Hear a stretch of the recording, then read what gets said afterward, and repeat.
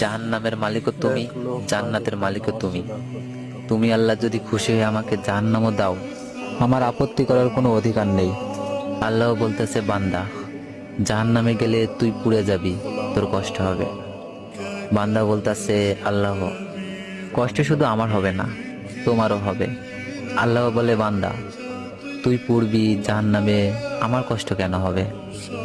বান্দা বলে, আল্লাহ মায়ের কোলে সন্তান যদি পানিতে পড়ে যায়, তাহলে দুনিয়ার কোনো মাই যেমন দূরে দাঁড়িয়ে থাকতে পারে না, দৌড়ে গিয়ে বাচ্চাকে কোলে নেয়, আমার বিশ্বাস ওই মায়ের চেয়ে কোটি কোটি গুণ দয়া তোমার বেশি। আমাকে জাহান্নাম দিলে তুমিও আল্লাহ শান্তি পাবে না।